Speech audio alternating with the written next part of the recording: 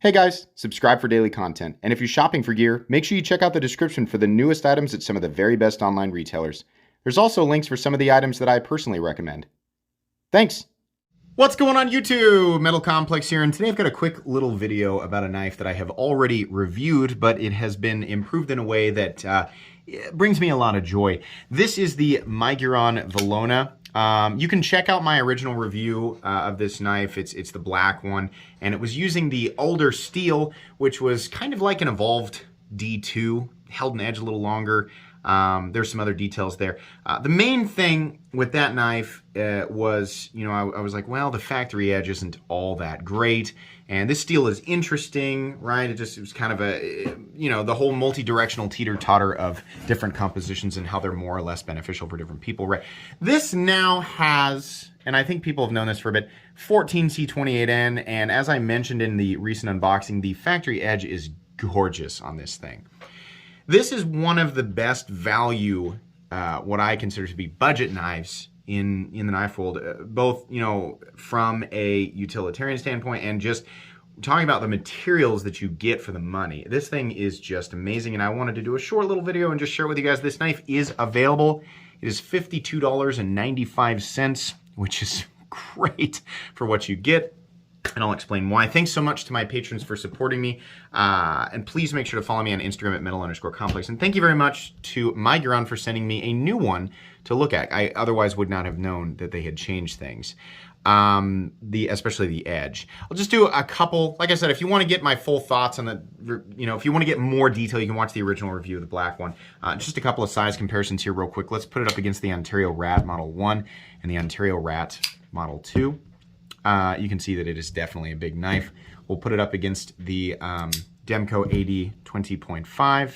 There we go. How about the Spyderco PM2? That might be a good one to do. And what else? How about, let's do the Ritter Hogue and be done. There we go. Overall length of this guy, it's a big knife, which is going to turn some people off. 9 inches, and we have, seriously, 4 inches of blade and 4 inches of cutting edge. The materials, what we are looking at here is a G10. We have steel, polished steel liners that are shadow boxed.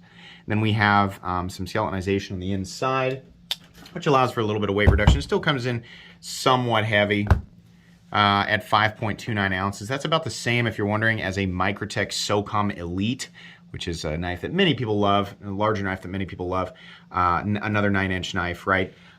So not perfectly balanced, right? But, well balanced enough. Truthfully, the balance is right there about in the middle of where you're going to put your index finger. And, just judging like how much blade you get with this knife, it's just really good. The overall, manufacturing quality of this knife is really amazing. It's just like I said in the original review, we have a crowned spine, which is, makes it difficult if you want to strike a ferro rod off of it, but I don't think most of us are doing that, right? It's just a nice touch. It also has a beautiful fuller. The geometry of the blade is pretty good, but, the way that they now sharpen these from the factory is much better. It has a much more sticky, bitey edge. Of course, if you want to change it, you can reprofile it. It's just a nice classic drop point blade that has a fuller that just sort of dissipates and just, sort of transitions into the spine. Reasonable thickness out to the tip. 14C28N is a much more balanced steel. It's not going to hold an edge as long as D2, and especially not as the, as long an edge as it won't hold an edge nearly as long as the steel that they were using before. But 14C28N is stainless, has very good toughness, and is way easier to sharpen. The vast majority of people who are going to pick this knife up are going to use it, right? And it just creates for an easier sharpening experience. And I think that, for the people who are going to pick this up and use it, I think that they would appreciate that a little more. I like 14C28N. It's definitely one of the best steels, if not the very best steel you can get in this price point, right? It's kind of on par with there's some other ones. There's some arguments to be made for some other steels, but it's very good. This comes in either this configuration, which is kind of a Coyote G10 and a satin blade, and it also comes in a black, like an all black PVD, which looks really, really good. If they are doing them all like this now, I think the 14C28N is the same, like that's what they're doing with all of them, but if they're doing all the factory edges like this now, that is just amazing, because that's really the main thing that was holding the knife. I still said it was one of the most impressive budget knives that's ever been made. But that was the one thing holding it back, because the ergonomic lines are great. You can feel these, these areas where the G10's been backed off a bit so that it can highlight the liners going around it. And some of these, it felt a little bit weird, but they're nicely knocked down, and it's honestly very comfortable. What's really impressive here is not just the fit and finish, not just the overall, execution, seating of the hardware, all that. Also, the fact that we get a titanium milled clip that's a really nice clip, the way that it's designed. It's just something that I really appreciate, and I don't expect at all to see at this price point. I mean, they could have put just like a stamped out clip on this guy and it would have been just fine. The action is absolutely wonderful. The flipping action is great. The flipper tab design is good. If you want to push button it or you want to do more of a light switch, you can also use the fuller to do like a reverse flick. I think you can probably deploy it this way too, yeah, and then you can also pinch open it, sort of wheel it out. It's just really nice. Most importantly, right, it has all these cool elements. It has all the fidget factor and the shiny this or that, right? But it works as a cutting tool. This is a nice, dependable sort of outdoor cutting tool. Now, it does run, I believe, yeah, it runs on bearings. And you could say, well, it really would have been optimized at phosphor bronze. We're going to use it outside because that way debris getting inside the pivot. In my experience, it's pretty rare unless you're working in a super dirty, dusty, or gritty environment. It's pretty rare for debris to get inside of bearings and actually slow it down. And if it does, usually compressed air will get rid of the problem. You can also add a single drop of 10. Most of the time, the problem is not stuff getting inside the bearings. It's usually stuff getting on the detent ball path. So taking a single drop of 10 weight nano oil and putting it on the detent ball will usually fix the problem and keep it really, really smooth for a long time. This is a very nice, it's a great option for somebody who's looking for, a folding knife that has a lot of blades. Something that does fold. It's not the lightest thing in the world, but it will fold off and be fairly compact for as big a knife as it is, right? But you have so much usable blade, right? Being able to break down thick material, right? If you're trying to cut into rubber or thick cardboard or styrofoam or something like that, it's nice to have a big, thick, a big long blade with a pretty good like edge geometry. It makes it easy to continuously cut through stuff like that. Nothing in the cutting path. It's just really nice. This is an incredible option, and truthfully, the only critiques that I have left for this knife, I think that these are a little bit too shadow boxed. I think that Miguron could probably make the G10 scale a little bit closer all the way around, especially here. This is a weird place to have so much of the liner showing, but it's not that big of a deal. Access to the liner is fantastic. The lanyard holds out of the way of the clip. We've got a nice backspacer. There's just like, you've got so much room to hold this however you want to. It's really nice. This is a fantastic knife, and honestly, I think it would make an excellent knife in a smaller size. The other thing that's going to hold some people back, because I think very few people are going to argue that $52.95 or whatever this comes in at is a bad price for this. I think that that's a wonderful price for this knife. I think that there are knives out there. In fact, there are factually knives out there that are utilizing exactly the same materials and have subpar execution versus this, and you're going to pay $15, $20, sometimes $25 more, right? Through a lot of popular brands.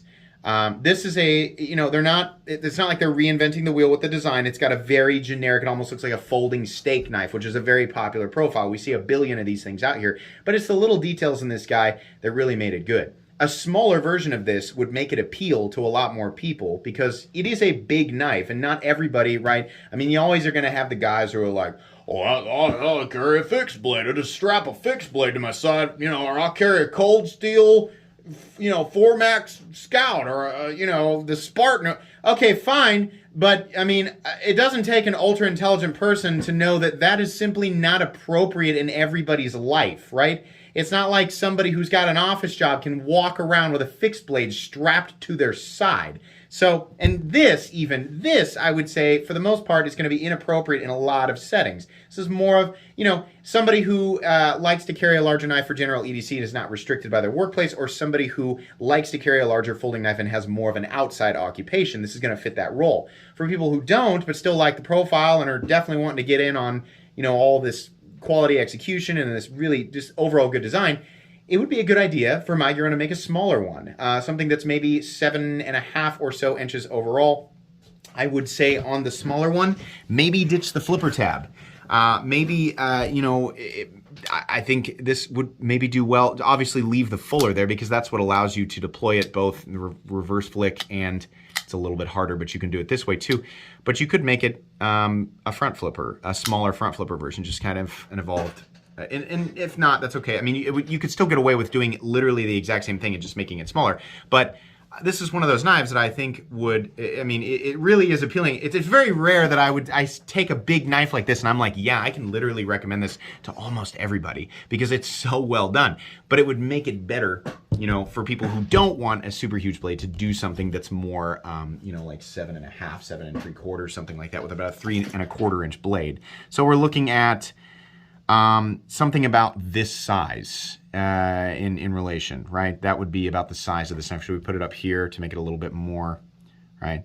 So we're doing 7.5, which would be, I think, almost exactly the same size as the AD 20.5. Is that what this guy comes in at? This is about 7.25. I think it's the same with it's the same with the Spyderco Para 3. What is the Benchmade bug out? Yeah. Okay, so essentially what I'm, saying here is let's do a Benchmade bug out sized version of this. I think that would work very, very well. You still have a million options. I mean, it's very hard for me to say that this is the very best option in the budget territory. It's just one that stands out. And there are a lot of great options. But if you're looking to pick up like your first really good knife, if you're getting into the knife world for the first time, or you're somebody who's been here for a long time and you just still, like me, you still very much appreciate a very well-made and well-executed budget knife, this Miguron Velona is amazing. I just, I wanted to talk about this and also bring up, hey, making a smaller one would probably be a good idea. So I don't know that there's a whole lot more. Like I said, you can get a lot more detail about this knife in my original review, but after they, you know what? I kind of like the satin one a little better. I wish they would offer a tumbled finish. I have a feeling they would be able to, if they did, I mean, this is the enthusiast in me, like making requests, and I have no idea if Miguron is ever going to see this, but they did send me this knife, so maybe they will. A high polish tumbled finish, right? Which we see, like there are companies doing that, many companies doing it in this price tier, right? I think Kubi does it well. I think Kaiser does it well, if I remember correctly. Kaiser does one of the best ones. Yeah, I think that would look excellent. That and a smaller one, I think, would be a good idea. But this knife, as it sits, is so impressive. And anybody who owns it, let them know down in the comments. Or if you pick this up, right? Whether it's through this video or not, whatever, right? The link's down there if you want to use it, but wherever you get it, yeah, tell me what you think, because I think this is one of the best options out there. So anyways, I think that's going to be pretty much it today. Thanks again. This is probably a knife I will end up giving away, just like the last one. So if you're not subscribed, make sure you are subscribed so you're ready for that if you are interested.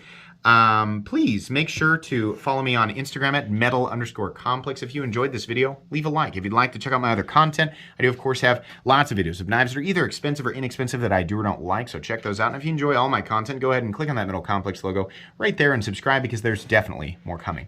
Thanks again for watching, everybody, and have a great day.